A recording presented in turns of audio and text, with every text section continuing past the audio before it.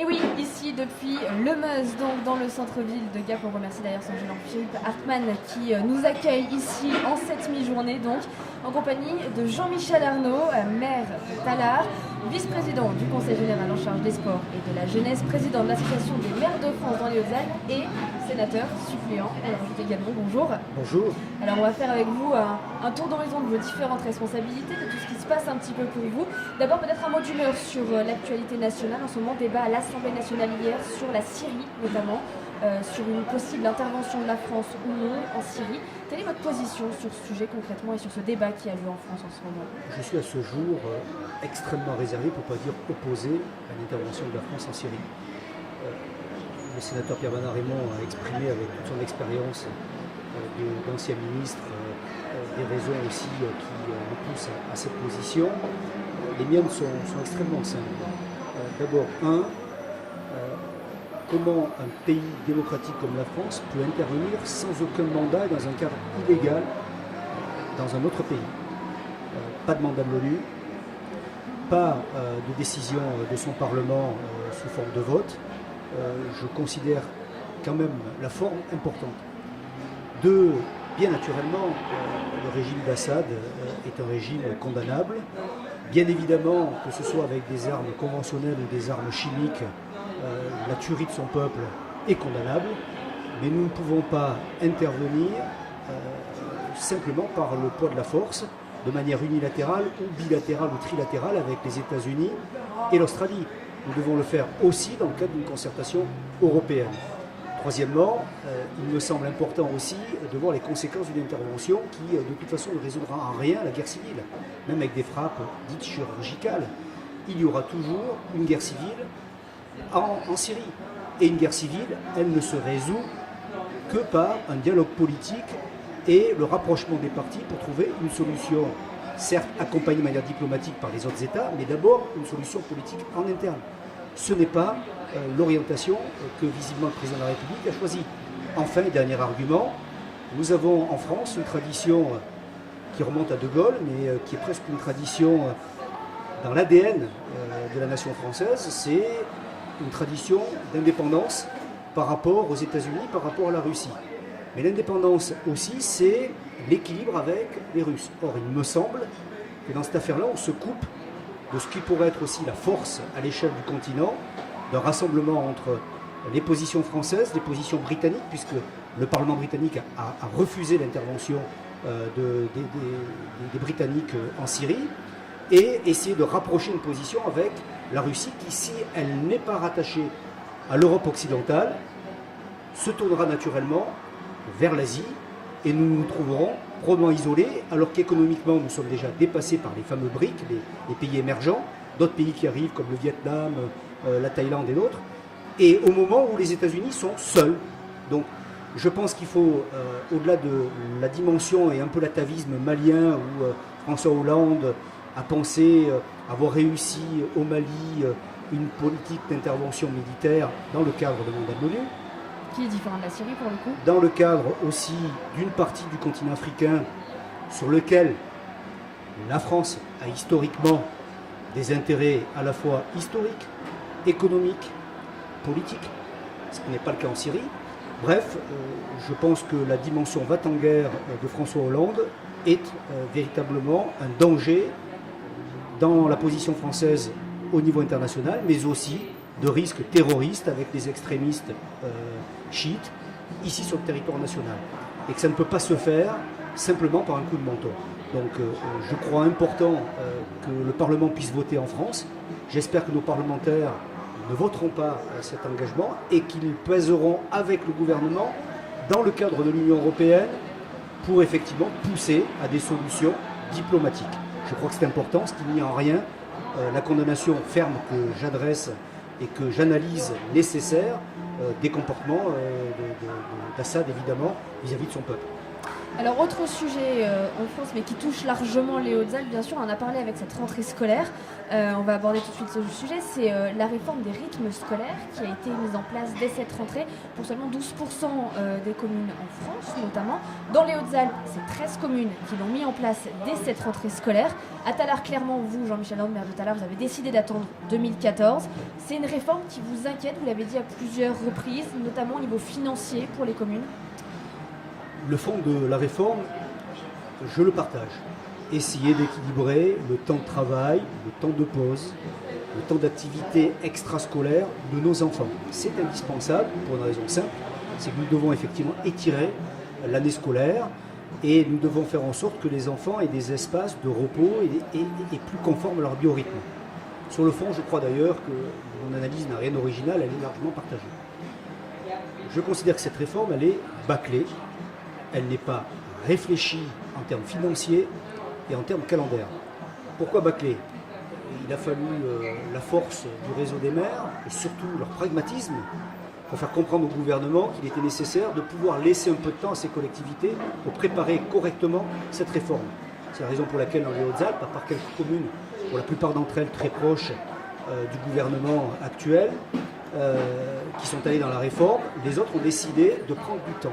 Prendre du temps pour réfléchir au projet avec les équipes pédagogiques, c'est-à-dire avec les enseignants, prendre du temps avec les parents d'élèves, prendre du temps aussi pour trouver les intervenants, ce qui n'est pas chose aisée dans un département rural de montagne. Or, le risque majeur que je vois dans ce bâclage de réforme, c'est le fait qu'il y ait à terme une profonde inégalité de territoire entre les enfants scolarisés dans des groupes urbains avec des collectivités qui ont les moyens, qui auront donc les moyens de mettre en mouvement des activités périscolaires de qualité, permettant effectivement d'accroître l'espace de connaissance et l'espace de bien-être des élèves, et d'autres, communes rurales, isolées, donc difficiles d'accès pour les intervenants, difficiles en termes budgétaires parce que n'ayant pas les moyens, qui vont se retrouver peut-être à devoir mettre à partir de 2014 un aménagement des rythmes scolaires, là aussi bâclé, qui se transformerait en simple garderie améliorée. Et je crois que ce n'est pas la meilleure façon de maintenir un pays dans l'unité et de maintenir l'égalité des chances pour tous. C'est ce que je pointe principalement, et ceci nécessite par conséquent un engagement pérenne de l'État pour le peu de financement qu'il accorde sur la première année. Qui est accordé en 2013. En 2013 et qui n'est pas confirmé comme étant pérenne les années qui suivent. Ce qui d'ailleurs pose problème puisque les collectivités qui auraient engagé le premier wagon auraient des financements et ceux qui ne l'ont pas engagé n'en auraient pas dès 2014, a fortiori ceux qui renouvellent. Donc je crois qu'il faut reprendre les choses dans l'ordre. M. Payan a voulu probablement se payer un peu la tête des parents d'élèves. Il a voulu marquer de son sceau son arrivée. Je pense qu'on traite l'éducation de nos enfants avec sérieux, mais aussi avec calme, avec détermination et en concertation et avec les moyens budgétaires qui vont avec. Alors on va aborder beaucoup d'autres sujets avec vous, Jean-Michel Arnaud, durant cette émission. La première de vos fonctions, vice-président du Conseil général, on va commencer par celle-là. Vous êtes notamment en charge des sports, on a parlé de la rentrée scolaire, c'est la rentrée aussi pour les clubs sportifs, avec un sujet qui occupe un petit peu dans le département, c'est ce fameux sujet du hockey sur glace. En cette rentrée, avec cette nouvelle, vous avez souvent milité pour un rapprochement des clubs entre les Rapaces de Gap et les Diables Rouges de Briançon. Aujourd'hui, il semble que cette hypothèse soit plus d'actualité entre les deux clubs. C'est une déception pour vous et c'est peut-être une erreur de gestion de la part de ces deux clubs ? Non, je ne me permettrai pas de dire que c'est une erreur de gestion. Nous avons deux dirigeants, coprésidents et présidents des Diables et évidemment des Rapaces qui font parfaitement leur travail. Ils viennent du monde de l'entreprise, ils savent gérer et ils savent gérer également 1 euro par euro, donc sans faire de la spéculation et sans faire de la cavalerie. Par contre, je pense qu'à terme, d'une manière ou d'une autre, il y aura un rapprochement entre les deux clubs. Je n'exprime qu'un sentiment, même pas une volonté, mais en tout cas une réflexion. Il semble que ce ne soit pas le moment. Ce n'est pas le moment parce que la Fédération nationale des sports de glace, qui a engagé une réforme à l'échelle française pour essayer de professionnaliser la pratique et surtout le haut niveau en matière de hockey sur glace, a décidé de reporter quelque peu sa restructuration globale, qui de toute façon, si elle se met en œuvre, je la résume, c'est grosso modo faire en sorte qu'il y ait un peu moins de clubs avec beaucoup plus de moyens et rendre un peu plus attractif en zone urbaine la pratique dans les stades de glace du hockey pour que ça devienne un sport grand public comme le sont le rugby et bien plus encore le football, pour essayer évidemment d'attirer de nouveaux sponsors, de nouveaux partenariats privés et faire en sorte effectivement de toucher un plus grand public avec les royalties qui vont avec. Ça, si ça se met en œuvre, le moment venu, de petits clubs, même s'ils ont de grandes réussites sportives, je pense à Briançon en particulier, n'auront pas les moyens de faire face aux augmentations de budget nécessaires pour entrer dans la shortlist des clubs qui seront dans cette nouvelle organisation. Visiblement, il y a une temporisation de la Fédération nationale, ce qui fait que la pression est moins importante sur nos deux clubs, et on va continuer comme ça. Moi, je souhaite une excellente saison au Diable Rouge et aux Rapaces. Le Conseil général est un des partenaires publics importants, tant pour les Rapaces que pour les Diables Rouges. Nous avons légèrement réévalué, compte tenu des performances sportives, la participation financière en direction des Diables Rouges de Briançon.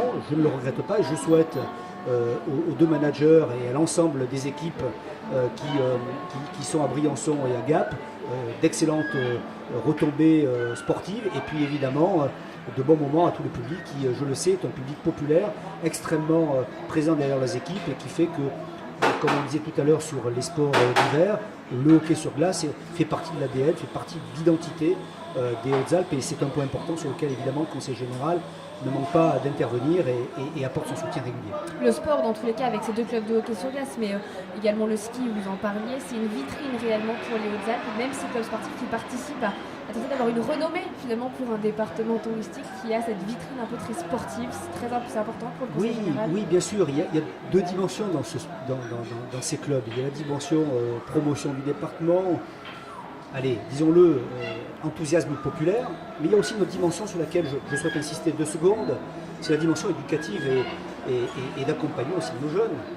Je pense en particulier aux Rapaces, qui ont beaucoup de jeunes dans leurs équipes, une équipe féminine, et ce sont des enfants qui sont encadrés par des professionnels, qui sont les week-ends, les moments libres dans le club, qui se voient aussi transmettre des valeurs de respect, des valeurs d'équipe, d'effort, de mérite.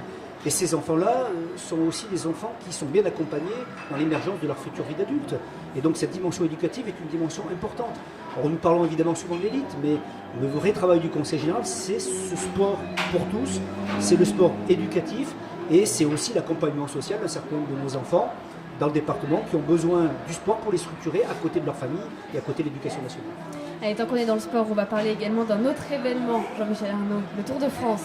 Alors j'imagine que vous n'allez pas me confirmer que le Tour de France va arriver à Tallard l'année prochaine. En tout cas, pour l'instant, c'est la rumeur qui circule. Dans tous les cas, Tallard et le Tour de France sont en bonne voie pour l'année prochaine. Disons que je ne sais pas si le Tour de France arrivera à Tallard, mais il en partira peut-être. Dans tous les cas, nous sommes clairement candidats et en contact étroit avec la direction du Tour de France. Nous avons l'expérience de 2007, qui avait été également une belle expérience, puisque Tallard avait été ville-départ pour une étape entre Tallard et Marseille en 2007. Nous avons le savoir-faire, nous avons l'envie de faire. Maintenant, les relations que j'ai établies en tant que vice-président chargé des sports, maire de Tallard, avec l'équipe du Tour de France et Christian Prudhomme, me laissent extrêmement confiant quant à l'écoute qui nous portera en termes de candidature. Autre sujet, avec vous, qui va occuper également la rentrée politique dans le département. Et là, je m'adresse un peu plus au président de l'Association des maires de France. C'est cette fameuse réforme également des élections départementales, des élections locales, avec le redécoupage des cantons qui va arriver. C'est un grand enjeu politique que vous avez souligné d'ailleurs en estimant qu'il fallait éviter tout découpage au ciseau et politique de la part du Parti Socialiste. Ça va être vraiment un sujet d'attention pour vous, cette réforme que vous avez largement critiquée aussi dans sa façon de faire et au niveau des conseillers généraux. Il y a 2 réformes fondamentalement que je critique et que je combats, menées par le gouvernement socialiste et ses alliés. C'est d'abord la manière dont sont traitées les collectivités communales et intercommunales depuis maintenant 2 ans. Je me souviens de la proposition 52 du programme de François Hollande. En substance, il disait qu'il fallait rétablir de bonnes relations avec les collectivités locales et que ceci devait se faire avec le maintien des dotations dans le cadre d'un nouveau pacte de confiance entre les collectivités locales et l'État. Maintien des dotations, foutaise. Dans les 2 ans qui viennent, nous aurons une baisse de 4,5 milliards d'euros de dotations aux collectivités locales. Parallèlement, une hausse des charges. On évoquait tout à l'heure l'aménagement des rythmes scolaires qui vont coûter des milliers, voire des dizaines de milliers d'euros à des collectivités de taille modeste ou intermédiaire comme celle de Tallard. Foutaise, là aussi. On voit bien que les gouvernements changent. Le précédent était très critiqué pour avoir légèrement écorné les dotations aux collectivités locales. Là, le bouchon est complètement mis sous l'eau et personne ne réagit. Je réagis. Je considère que c'est anormal que les collectivités locales représentent 75% des investissements publics dans ce pays, sont autant de donneurs d'ordre pour toute l'économie du BTP, pour tous les prestataires des collectivités locales, et on s'aborde les collectivités locales. On doit effectivement s'opposer à cela et expliquer au gouvernement, aux parlementaires de la majorité, qu'il faut se battre pour que l'acharnement contre les collectivités locales cesse. Et évidemment, il y a l'organisation des élections. Mais vous parlez du redécoupage des élections, mais il n'y a pas que des cantons, mais il n'y a pas que ça. Il y a une modification complète des modes de scrutin au municipal qui vont engendrer des modifications substantielles. Il y a la négation aussi de l'importance des communes avec la métropolisation pour les grandes entités urbaines qui ne concernent pas les Hautes-Alpes, mais qui annihilent complètement le rôle des communes, alors que le maire, les conseils municipaux sont vraiment les piliers de la démocratie locale. Et quand vous faites des enquêtes d'opinion, tous les citoyens vous disent « Oui, nous avons confiance en notre maire », de manière générique, quelles que soient les personnes, les étiquettes politiques. « Oui, nous connaissons nos élus de proximité, que sont les conseils municipaux. » Et on va casser ce qui marche dans ce pays. Il va falloir aussi là que l'on ait des explications et que l'on continue à se battre.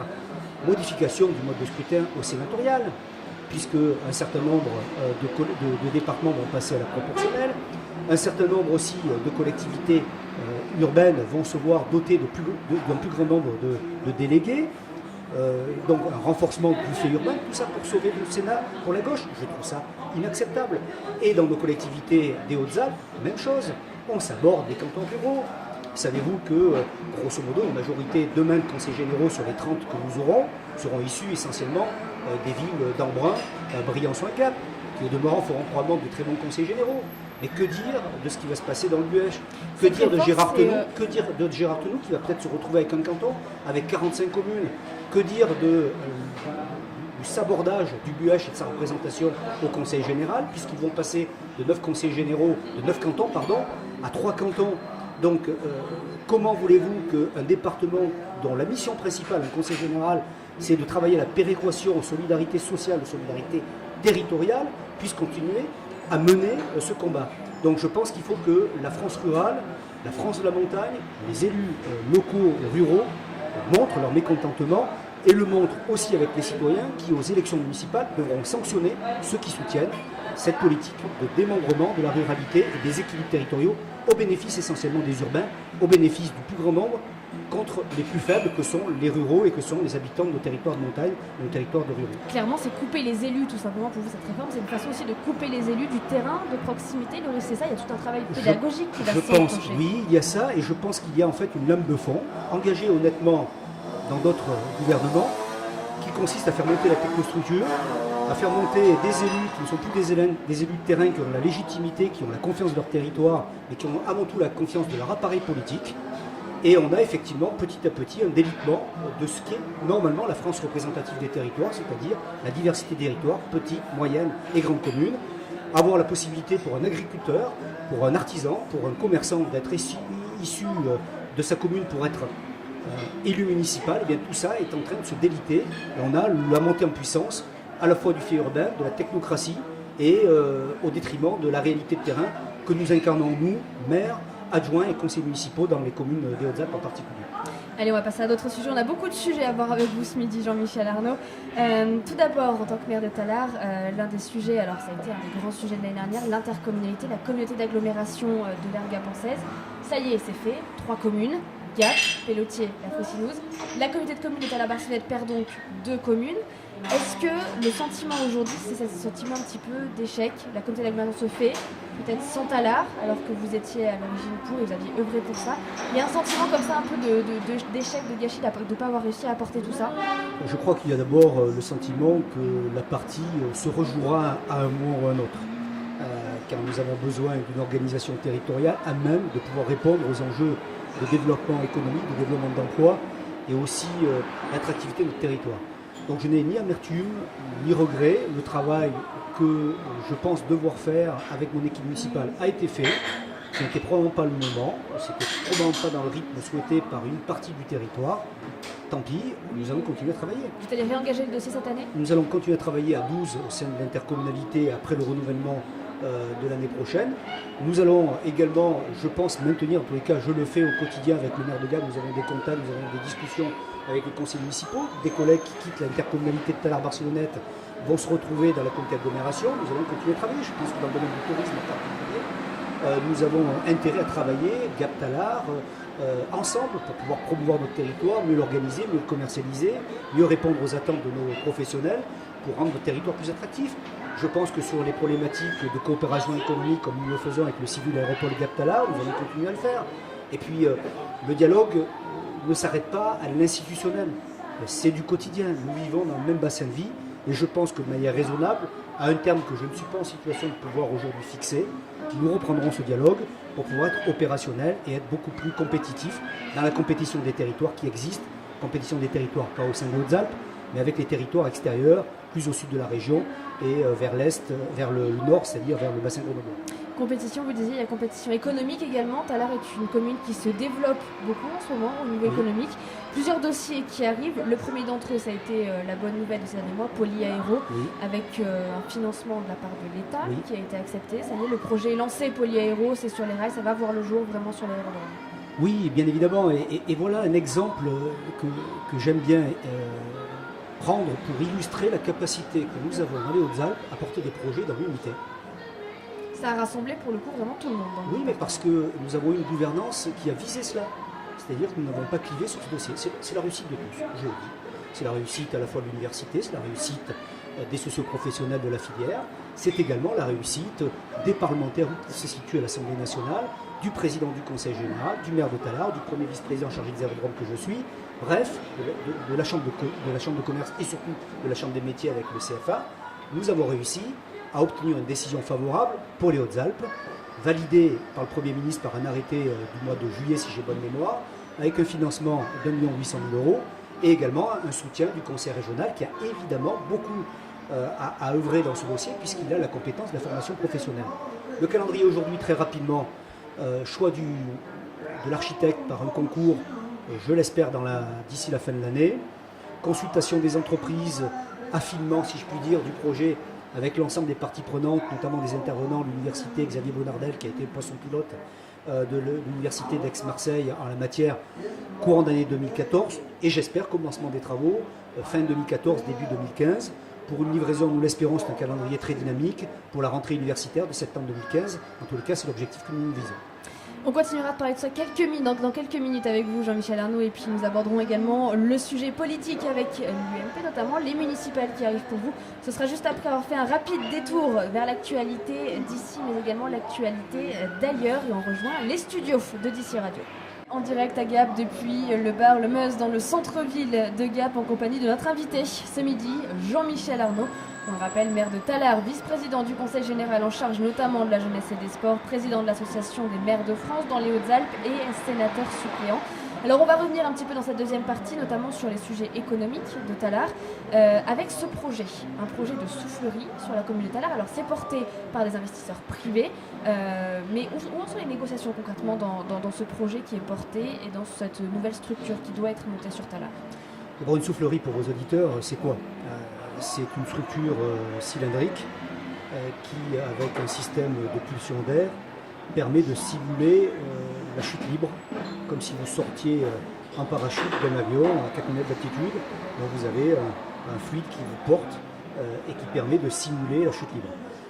Donc ce type de projet très peu développé en France, il doit y avoir 1 ou 2 sites existants, pourrait voir le jour sur Tallard avec, pour le maire que je suis, un double intérêt.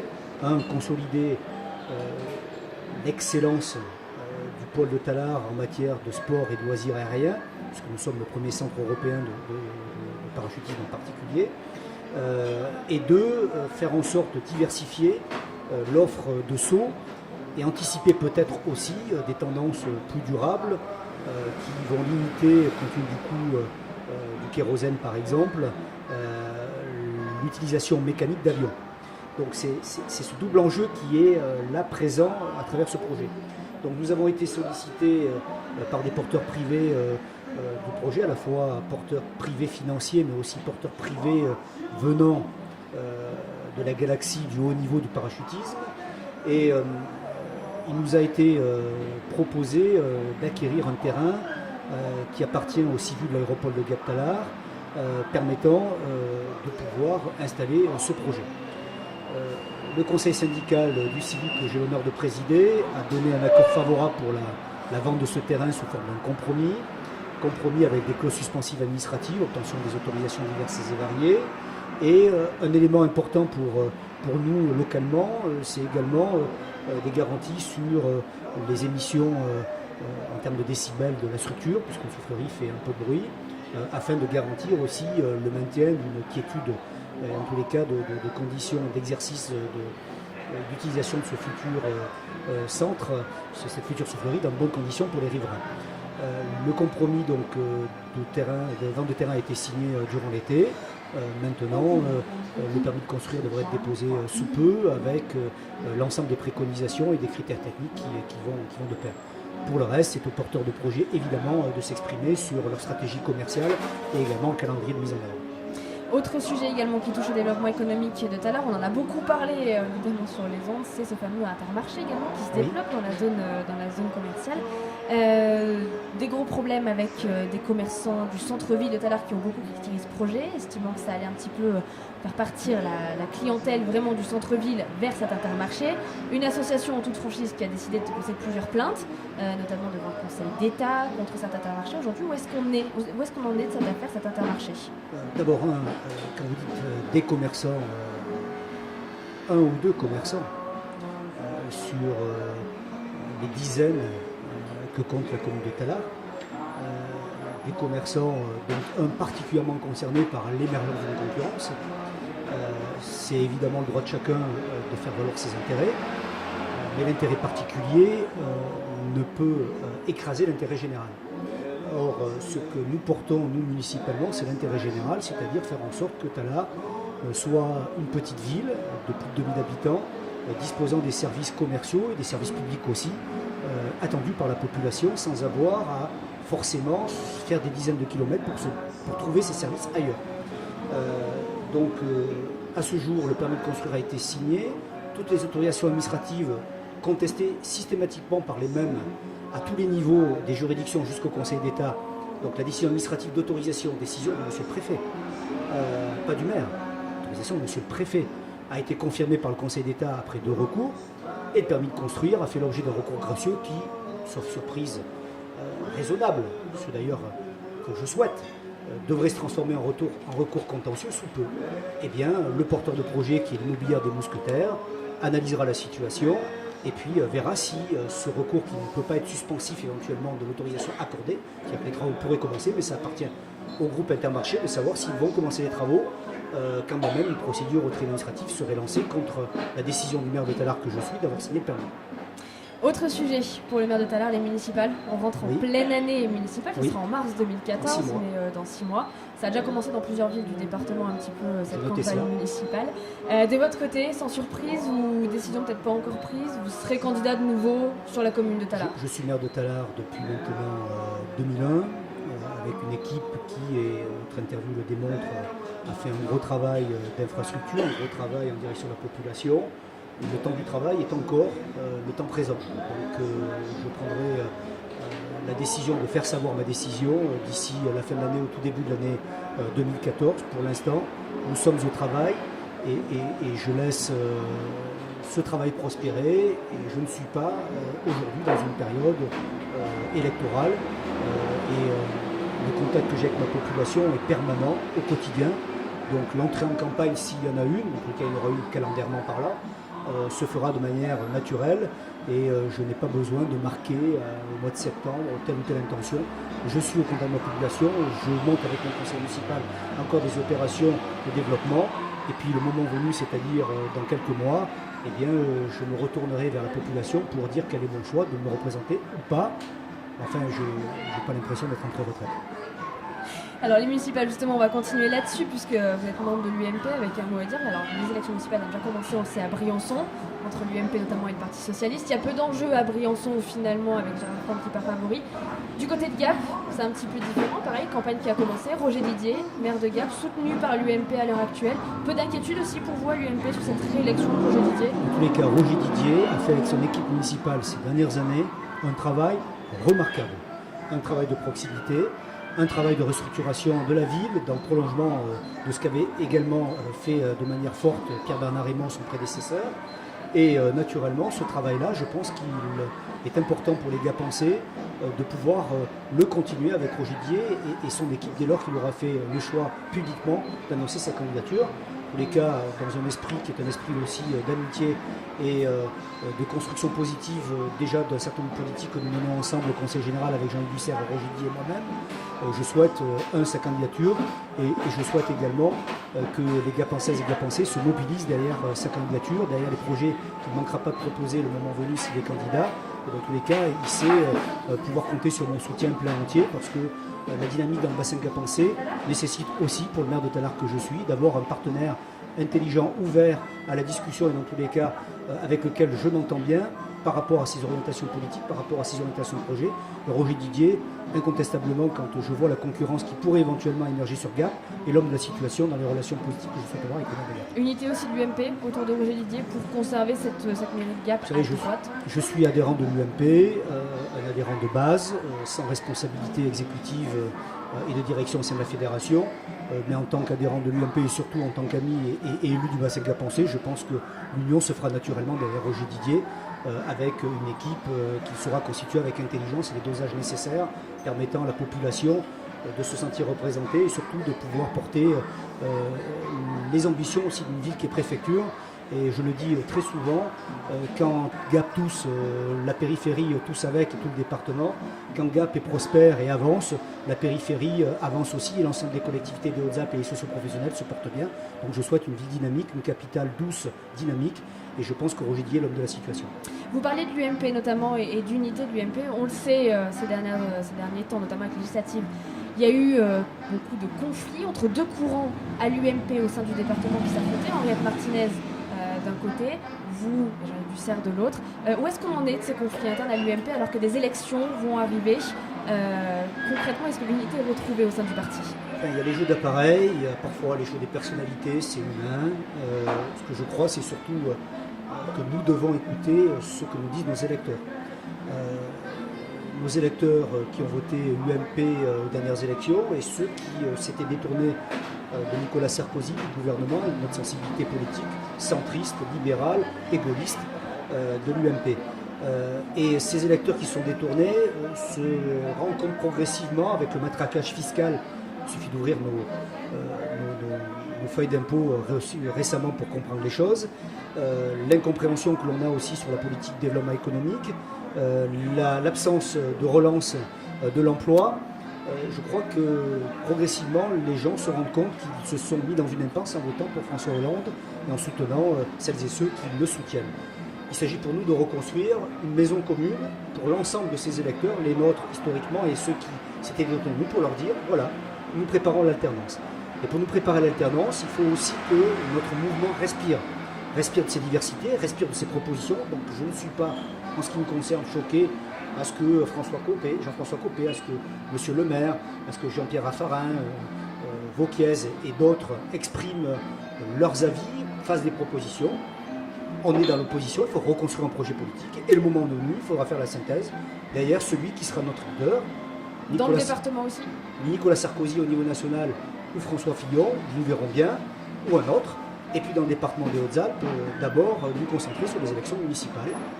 Là où nous avons des communes de plus de 1000 habitants, il y aura un scrutin de liste, il faut que nous soyons présents. Et là où nous n'avons pas de scrutin de liste, il faut que nous soyons aussi présents et que nous accompagnions nos collègues pour soutenir la politique de Jean-Yves Dussert, Jean-Michel Arnaud, de Roger Didier et d'autres, la majorité départementale, et pour évidemment préparer aussi une nouvelle génération à prendre des responsabilités politiques.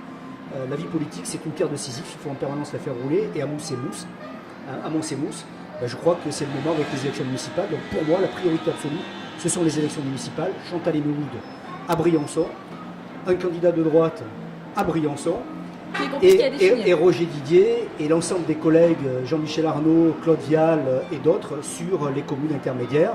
Et je souhaite la victoire de nos amis.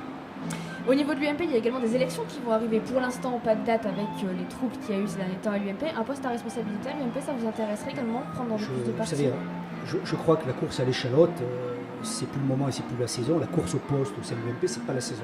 Ce que je crois, c'est qu'il faut qu'on détermine entre élus aux affaires la manière dont on souhaite offrir un avenir à ce département dans nos communes et au Conseil général, et aussi préparer la reconquête à la région et préparer effectivement aussi la victoire au sénatorial de septembre prochain. Ça se fera dans l'unité. L'unité, c'est le dialogue en interne et c'est aussi la répartition des responsabilités. C'est ce que je souhaite. Il n'y a pas assez de candidats UMP et de volontaires dans ce département.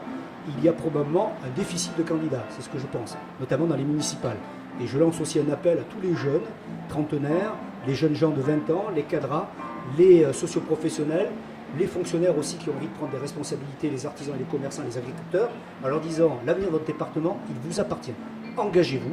Et s'ils veulent prendre des contacts avec les principaux responsables UMP pour voir de quelle manière on peut les accompagner dans leur initiative pour compléter des listes municipales ici ou là, et bien naturellement, je suis, en ce qui me concerne, un soldat de l'Union, et ce soldat de l'Union est à la disposition de l'armée pour pouvoir reconquérir les municipales et gagner les municipales l'année prochaine.